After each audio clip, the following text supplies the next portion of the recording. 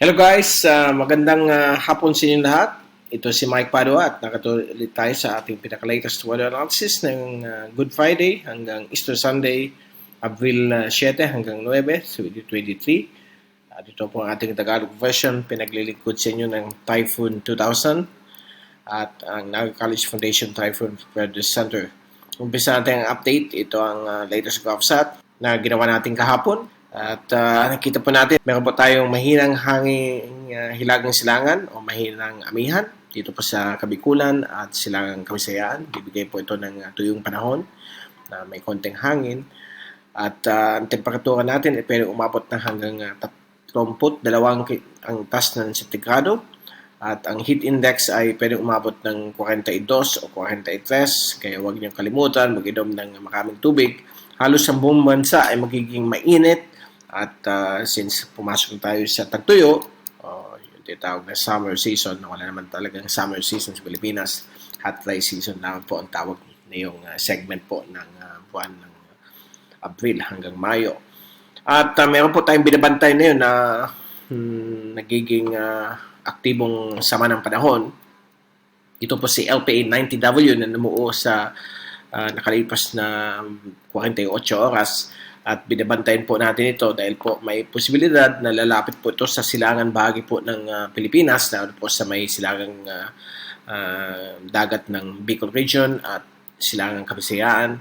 So ito po si 90W sa kasalukuyan ay mababa pa po ang tsansa na maging ganap na bagyo, nasa less than 25%, but by early next week or sa Easter Sunday, baka po maging isang tropical depression. Kaya all eyes tayo dito kay 90W. And bibigay po natin ang pinaka-latest ng system na ito. Okay? So, let's hope and pray na ito po ay mag-recurve bago lamang dumaan po o mapit po dito sa ating bansang Pilipinas. Sana po wala po siyang direct effect na ibibigay. At ang inaasahan pong forecast ay makalalapit po sa Kabikulan between Abril 11 hanggang Abril 13, okay, April 11 to 13. So, if in any way, kahit na mangyari, ay bibigay natin pinaka-latest dito sa system na ito. Okay? So, for the whole Holy Week hanggang Easter Sunday, okay naman po ang panahon sa buong bansang Pilipinas. May mga kalat-kalat lamang po mga pag-ulan, pagkulog at pagkidlat sa ibang bahagi po ng ating bansa, lalo po sa may Southern Philippines like Mindanao o Visayas. May mga isolated lamang po mga pag-ulan, lalo po sa hapon o gabi. At ito po yung fast animation. So nakita po natin itong disorganized pa pong kaulapan, although nagsimula na po siya mag-consolidate, na lumalapit po siya sa may bahagi po ng Yap Island sa may Western Micronesia. Nasa labas pa po siya ng Philippine Area of Responsibility, roughly 300 kilometers away from the PAR or Philippine Area of Responsibility. At kitang-kita po natin dito sa ating zoom-in satellite animation na medyo elongated po ang kanyang kaulapan. Yung kanyang sentro po ay banda dito, malapit po sa Yap. At hanggang sa area po ng Palau ay extended po yung kaulapan nitong si LPA 90W. Sa Pilipinas, all clear naman po. May mga konting kaulapan lamang po sa may Eastern Visayas, ibang bahay po ng Mindanao, at maliliit na thunderstorms na dumadaan po dito sa may Central Palawan.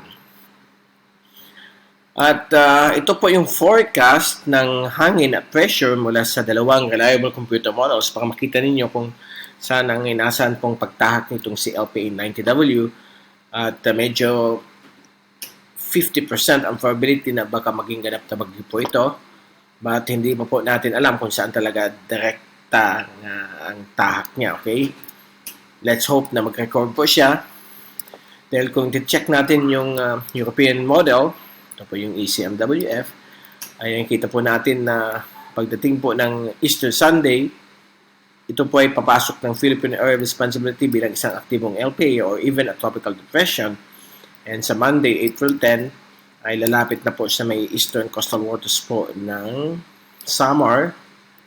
At sa Martes, April 11, April 11, ito po nasa east of eastern Samar or northern Samar bilang isang tropical depression or even pwede siya maging tropical storm. Medyo conservative lamang po ang atmospheric pressure ng mga models. Pag 1,003, baka yung reality, pwede mas mataas o pwede mas bumaba. So, babantayin po natin yan. Pagdating po ng Abril 12, Miyerkules, ito po ay lalapit na po sa may coastal waters po ng Northern Samar o sa may silangan po ng Bicol region bilang isang malakas na tropical depression o tropical storm. Minimal tropical storm po yan. And sa Abril 13, or sa Huwebes po ng hapon, ito po ay nasa bisinidad ng coastal waters ng Partido District. Malapit po sa Siruma at dito rin po sa may Catanduanes. Medyo affected po itong tropical depression o tropical storm. Then sa Biyernes, Abril 14, ito po ay tatak po dito sa may actually sa gabi ng Abril 13, mag-cross po siya ng Central Luzon. Early morning ng Friday, Abril 14 ay tatak po siya ng Central Luzon. At posibleng malusaw po bilang isang low pressure sa hapon po o late afternoon ng Abril 14. Dito na po siya sa may West Philippine Sea bilang isang LPA. So yan po ang pinapakita ng European model. Kung titingnan natin yung American model, balik tayo sa April 10. Yan po siya bilang isang tropical depression, pareho sa European model, but April 11, April 12, ito po ay lalapit po sa east ng Bicol region, 500 or roughly 400 kilometers to the east, magiging isang tropical storm. But ang good news dito ay hindi po siya lalapit masyado sa Bicol. Akit po siya unti-unti. And sa Biyernes, Abril 14, ito po ay posibleng maging isang severe tropical storm o even a typhoon, category 1. And sa Sabado, Abril 15, ito po mag-record towards the north bilang isang category 1 typhoon o category 2 typhoon. So, yan po ang pinapakita ng American model. Sa Linggo, Abril 16, mag-record na po siya towards the east-northeast dahil po sa tinatawag nating frontal system na darating po mula sa Japan. Magkakaroon po ng break sa ridge at magkakaroon ng opening, and as a result, yung tail end niya, yung shear line ng frontal system ay hilahin siyang pataas. So yan po ang pinapakita ng American model. So overall, pag titingnan natin yung forecast dito po sa dalawang computer model, ang European model, dito po siya dadaan. Ganyan po siya. Ang American model ay dito po siya dadaan. Ganyan po siya. Okay? So, mag-record po siya pataas. Pag ganito. So, lalapit po siya sa Kabikulan, but wait and see muna tayo kung gaano siya kalakas since more than 5 days pa po ang forecast. So, marami pong pwede magbago. Let's hope na umakyat pa po siya lalo at hindi lalapit po sa ating bansa. Huwag po siyang lumapit sa ating bansa para hindi po mag-cause ng grabing epekto po ng mga ulan. But ang ulan, halos 2 araw lamang po ang inasahan at nakita po natin dito sa ating forecast sa European model at nakita po natin dito sa ating forecast sa ulan sa European model, April 11 to 12, magbibigay po ng mga malalakas sa ulan sa Eastern Visayas at Northeastern Mindanao. April 12, Miyerkules, magsisimula na rin ng mga malalakas na ulan sa Kabikulan. Light to moderate to at times heavy. And sa Abril 13 o Huwebes, dito na po sa may coastal waters ng Kabikulan, yung ulan ay mag-move po dito sa may Mindoro, Romblon at Northern Panay, kasama pa Masbate, Marinduque, kasama rin po. At sa Biyernes, paglusaw nitong LPA, dito na lamang po sa may Kamaynilaan at Southern Tagalog provinces o Calabarzon ang mga ulan. So, yan po ang forecast sa European model. Since ang European model medyo magaling po sa rain forecast. But so far, yan muna ang pinapakita niya. Marami pa pong pwedeng magbago sa forecast. Alam natin na every 6 hours nagbabago po yan. 6 to 12 hours. So, by Easter Sunday, makita natin kung anong pagbabago. So far, as of this time, ang probability po nito ay nasa 50% or less na matutuloy po ito. Dahil po, more than 5 days pa po ang pinapakitang forecast. So, marami pong pwedeng mangyari.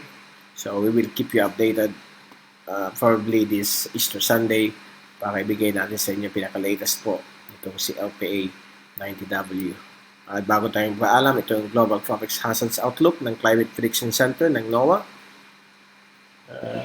Valid for the next 2 to 3 weeks. So sa week 2, valid April 12 to April 18. Ang Pilipinas, lalo na po ang Central Philippines, ay medyo mataas po ang probability or more than 50% na magkakaroon po ng tropical cyclone formation. So yun na yun, si 90W.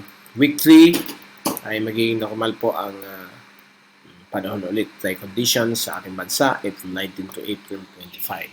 So every Wednesday, nag-i-issue itong Climate Prediction Center ng NOAA ng pinaka-latest ng Global Tropics Hazards.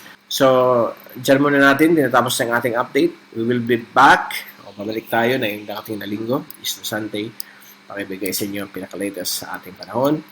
At mula sa Typhoon 2000 at now College Foundation Typhoon Preparedness Center, ito si Mike Padua nagpapaalam. Mag-ingat po tayong lahat. Mag-ingat po kayong lahat dyan sa Pilipinas. At maraming salamat po sa pagpunod nyo sa aking